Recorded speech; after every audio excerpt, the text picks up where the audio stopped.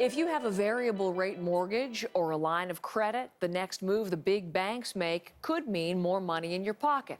We could find out as early as today if they go in the same direction as the Bank of Canada did yesterday. Scott is here as we begin our look.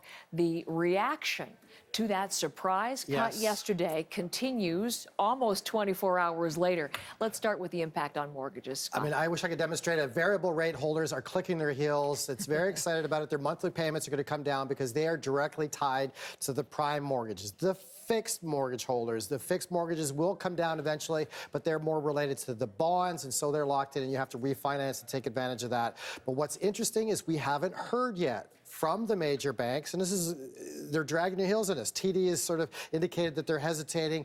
Royal Bank has indicated that they're considering the impact. So you really get the sense here that the banks were really blindsided by this whole thing and just totally surprised by this rate drop. And we haven't seen this kind of hesitation since 2008 when those interest rates started coming down dramatically. So at this point, no one stuck their head out, but eventually they do move together. So we're waiting for someone to drop that shoe and come out and say that they are now going to lower their prime interest rates, because that'll affect everything: your credit card rates, your car loans, your line of credit, everything should start coming down. So borrowers may be winners from the payment perspective. However, you don't want to overload on the debt. That's the other side. That's the overall message, because at some point they have to start going up again, in theory anyways. So let's talk about the loonie then, because it dropped again against the U.S. greenback just as soon as this rate cut was announced. How low could it go? It all depends on a more macro level of what OPEC is going to do. And if they continue to produce and step on the gas and produce oil at full speed, and we see oil continuing to come down, a lot of economists saying we could see it go down another couple of cents. It's below 81 cents right now, down again for a third day in a row, and it hasn't been this low since 2009.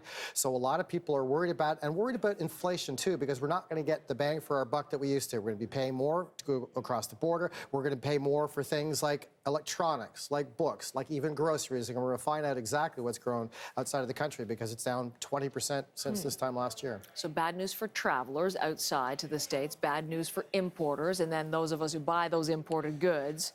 What about those of us who save? Good news or bad news? Not so good there either, unless they're sort of putting some of their money in the stock market yesterday in particular, because we saw that up 250 points. But for the people that don't want to take risks with the stock market, they are collecting, for example, 0.25, a quarter of a percentage point on savings for some of the big banks at this point.